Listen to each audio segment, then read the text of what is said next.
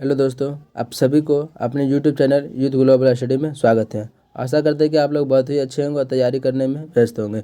आज हम इस वीडियो में जो ब्रह्मास्त्र सीरीज जो चल रहा था उसका अगला सीरीज लेकर आए हैं, जिसमें बायोलॉजी का क्वेश्चन का डिस्कशन लगातार करवाया जा रहा है। और इससे पहले फिजिक्स केमिस्ट्री का पूरा जो सीरीज जो था ब्रह्मास्त्र का समाप्त कर दिया गया है। अगर वो वीडियो नहीं देखे हैं तो वो वीडियो जरूर देख ले। और वीडियो जो लोग भी नए जुड़े हैं चैनल को लाइक सब्सक्राइब करके जुड़ जाना और ऑल बेल आइकन पे क्लिक कर लेना, ताकि जो भी वीडियो इसमें अपलोड किया जाएगा तो आप सभी को नोटिफिकेशन जल्दी मिल पाएगा, जो कि आपके एग्जाम के लिए बहुत ही महत्वपूर्ण होगा। आज इस वीडियो इसमें जो है लगभग 60 क्वेश्चन जो था वह समाप्त कर दिया गया है। तो आज के इस वीडियो में 61 क्वेश्चन से इसका डिस्कशन स्टार्ट करेंगे। चलिए, 61 नंबर जो क्वेश्चन जो दिया गया है, ये जो जो अभी जीव विज्ञान का अभी सीरीज चल रहा है। तो पहला नंबर जो इसमें क्वेश्चन जो हो गया है कि समरूप अंग है। तो समरूप अंग क्या होता है? तो समरूप अंग जो होता है वह लवास्टर की पूंछ और वेल का जो फोल जो होता है, यानी कि इसमें जो बनावट जो होता है ना, वह शरीर का जो बनावट जो होता है, स्ट्रक्चर जो होता है वह अलग होता है, लेकिन देखने में बाहर से एक जैसा लगता है, तो वही समरूप अंग कहलाता है। तो लवास्टर की पूंछ हो गया और वेल का जो फोल हो गया, ये कैसा आता है? ये समरूप अंग के उदाहरण है, कि ऑप्शन नंबर इसका ए राइट हो जाएगा। चलिए, यहाँ पे कुछ एग्जाम्पल है, थोड़ा इसको भी अच्छा से देख लेते हैं, क्योंकि इससे क्वेश्चन अधिकांश बार आपको सेट में मिलेगा। कि लवास्टर की पूंछ और वेल का फॉल किसका? ये समरूप अंग है। लेकिन चमगादड़ का पंख हो गया और वेल का फ्लिपर हो गया, तो चमगादड़ का पंख और वेल का फ्लिपर जो हो गया, यह समजात अंग होता है। अब मानव की छाल और बैल के पैर पैर जो होता है, मानव के छाल और बैल के पैर, ये समजात अंग के उदाहरण है। तो ये तीनों बात याद रखिएगा। चलिए, अगला क्वेश्चन पे आते हैं। अगला क्वेश्चन है कि पारिस्थितिकी तंत्र यानी कि इकोसिस्टम की संकल्पना किसने प्रतिपादित किया था? तो इकोसिस्टम जो था यह टांसले के द्वारा दिया गया था, यानी कि ऑप्शन नंबर इसका डी राइट हो जाएगा, ए राइट हो जाएगा। चलिए, अगला क्वेश्चन पे आते हैं। अगला क्वेश्चन है कि पौधे के विभिन्न अंग वनस्पति और जैविक अपशिष्ट कहलाते हैं, यानी कि पौधे के जो अलग अलग प्रकार जो वनस्पति जो होता है वह जो जैविक अपशिष्ट जो होता है उसको क्या कहा जाता है? जिससे बायोमास कहा जाता है, यानी कि ऑप्शन नंबर इसका सी राइट हो जाएगा। बायोमास से कौन सा गैस प्राप्त होता है? इससे मीथेन गैस निकलता है, यानी कि CH4 जिसका सूत्र होता है। मीथेन गैस को ही मार्स गैस के नाम से भी जाना जाता है। तो ये सभी बात ध्यान में रखिएगा, ठीक है। चलिए, अगला क्वेश्चन पे आते हैं। अगला क्वेश्चन है क्योटो प्रोटोकॉल का क्योटो प्रोटोकॉल जो हुआ था वह किस वर्ष में ये प्रभावी हुआ था? तो क्योटो प्रोटोकॉल जो आयोजन जो हुआ था ये 2005 में हुआ था, यानी कि ऑप्शन नंबर इसका ए राइट हो जाएगा। अगला क्वेश्चन है कि इनमें से कौन सिंगापुर में आयोजित वार्षिक राष्ट्रव्यापी पर्यावरण के प्रति जागरूकता तथा प्रत्यक्ष कार्रवाई को प्रोत्साहित करने वाला एक अभियान था? तो वो जो अभियान जो चलाया गया था कि जो पर्यावरण के लोग प्रति जागरूक हो, उस पर ध्यान दे, ये सिंगापुर में जो इसका आयोजन जो हुआ था तो वह इको एक्शन दिवस के रूप में क्या मनाया गया? तो इको एक्शन दिवस के रूप में, यानी कि ऑप्शन नंबर इसका ए राइट हो जाएगा। अगला क्वेश्चन है अगला क्वेश्चन है इकोसिस्टम से क्वेश्चन है कि किस केंद्र मंत्रालय ने 2018 में ग्रीन गुड डीडस अभियान शुरू किया था? ग्रीन गुड डीडस जो पर्यावरण से इसका संबंध था, तो यानी कि पर्यावरण वन और जलवायु परिवर्तन मंत्रालय के द्वारा ये स्टार्ट किया गया था, यानी कि ऑप्शन नंबर इसका भी राइट हो जाएगा। चलिए, अगला क्वेश्चन है कि पादप के किस समूह के अंतर्गत, पादप यानी कि पेड़ पौधा जो होता है उसके किस समूह के अंतर्गत सबसे साधारण केंद्रिक संरचना वाले पादप पाए जाते हैं? तो सबसे साधारण और केंद्रिक संरचना वाले जो पादप जो पाए जाते हैं वो थाइलोफाइटा वर्ग में पाए जाते हैं, यानी कि ऑप्शन नंबर इसका बी राइट हो जाएगा। थाइलोफाइटा ये 3-4 तरह का आता है, एक थैलोफाइटा आता है, एक ब्रायोफाइटा आता है, एक टेरिडोफाइटा आता है। ब्रायोफाइटा जो होता है यह पादप समूह का उभयचर वर्ग इसे कहा जाता है, तो ये ब्रायोफाइटा को कहा जाता है। ये जो बहुत ही इंपॉर्टेंट क्वेश्चन है, इसको ध्यान में रखिएगा।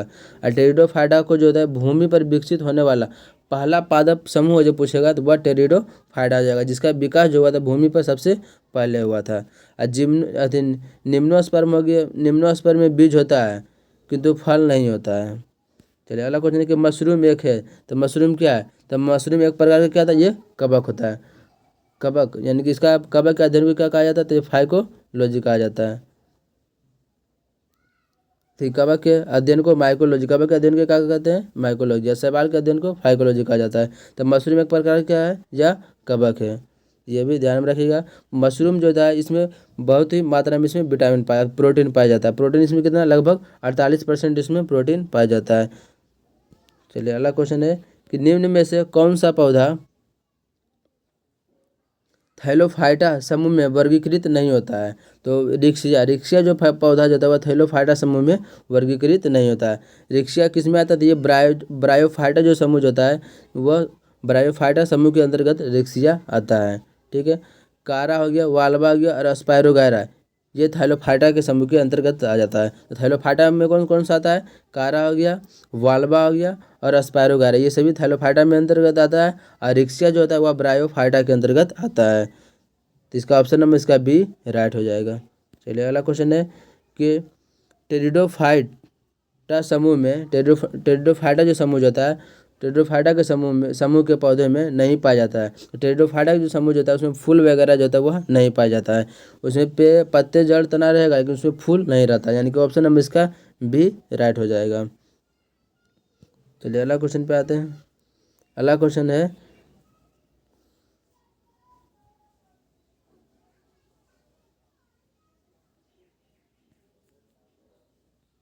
कि संवहनी ऊतक वाले जमीनी पौधे थे, डैश संवहनी ऊतक वाले जमीनी पौधे थे, तो वह टेरिडोफाइटा था। तो टेरिडोफाइटा कैसा था, ये संवहनी ऊतक वाले एक जमीनी पौधे थे, यानी कि ऑप्शन नंबर इसका डी राइट हो जाएगा।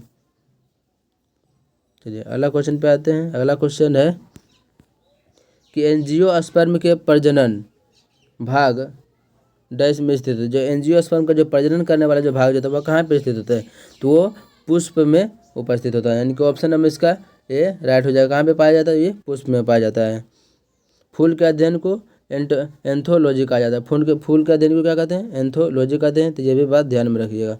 चलिए अगला क्वेश्चन है कि रक्त डैश प्रकार के ऊतक का उदाहरण। तो रक्त क्या करता है, तो एक दूसरे को कनेक्ट करने का काम करता है, यानी कि यह क्या है, एक तरल संयोजी ऊतक होता है, यानी कि ऑप्शन नंबर इसका बी राइट हो जाएगा।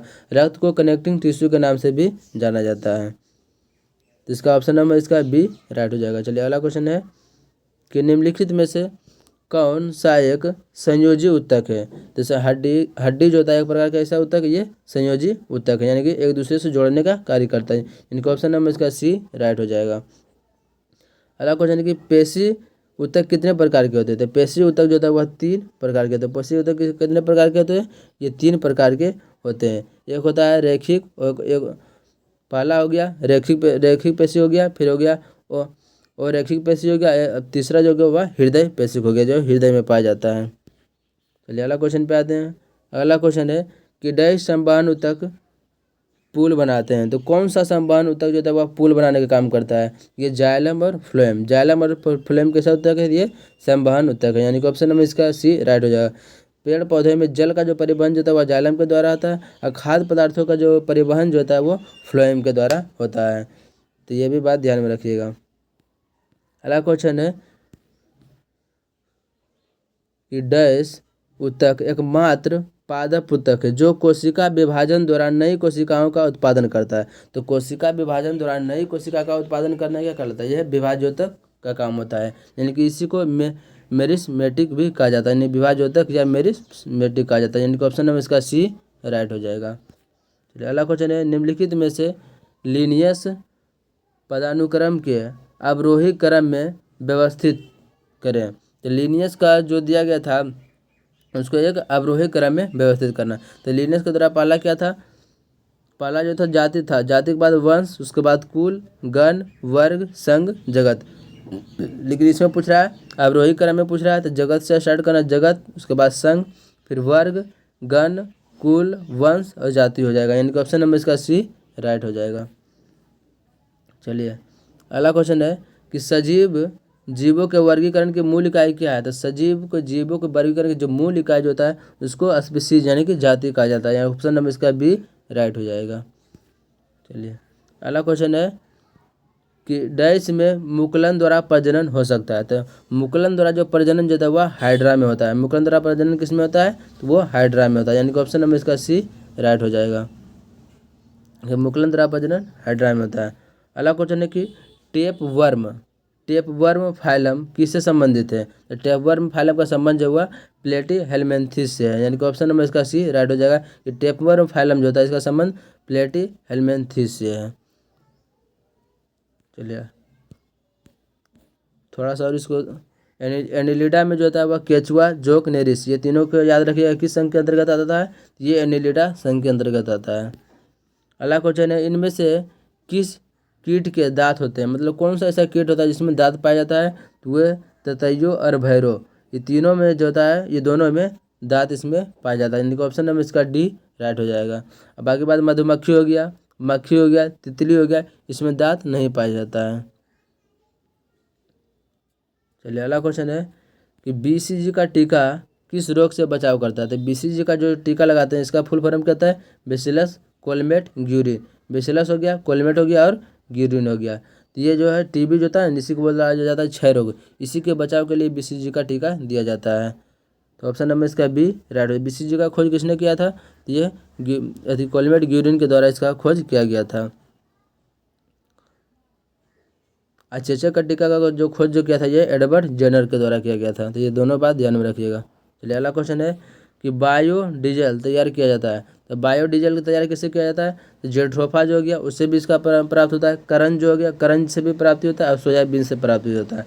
ये तीनों बात ध्यान में रखिएगा। जेट्रोफा तो सबको जानता है, लेकिन जेट्रोफा, करंज और सोयाबीन तीनों से बायोडीजल की प्राप्ति होता है, यानी कि ऑप्शन नंबर इसका हो जाएगा इनमें से सभी हो जाएगा।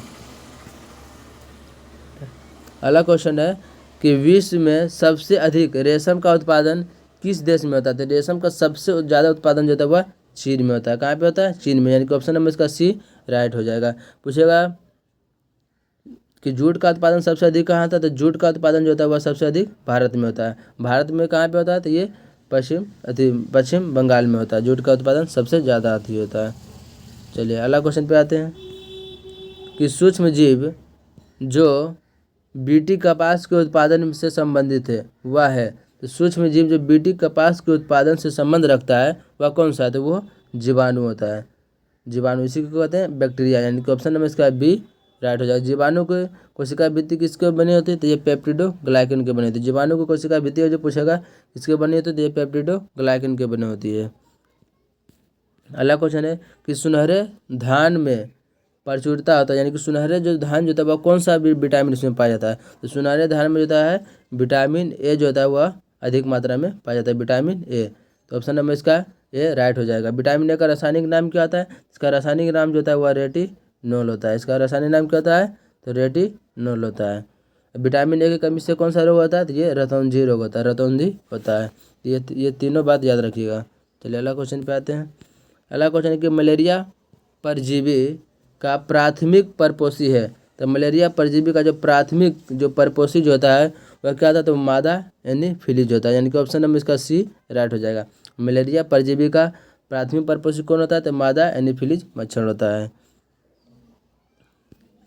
चलिए अगला क्वेश्चन है इनमें से कौन सा विषाणु जनित रोग है, यानी कि वायरस से द्वारा होने वाला रोग कौन सा? तो ये खसरा जो बीमारी जो खांसी जो होता है इससे वायरस के द्वारा ये फैलता है। इसके लिए कौन सा टीका लगाया जाता है? DPT का टीका लगाए जाते हैं। डी से डिप्थीरिया, पी से पर्ट्यूरिस और टी से टिटेनस, ये तीनों में ये काम आता है। ठीक है।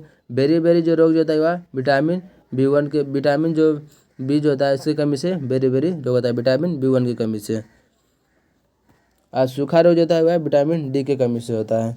प्रोटीन की कमी से भी सूखा रोग होता है। चलिए अगला क्वेश्चन पे आते हैं।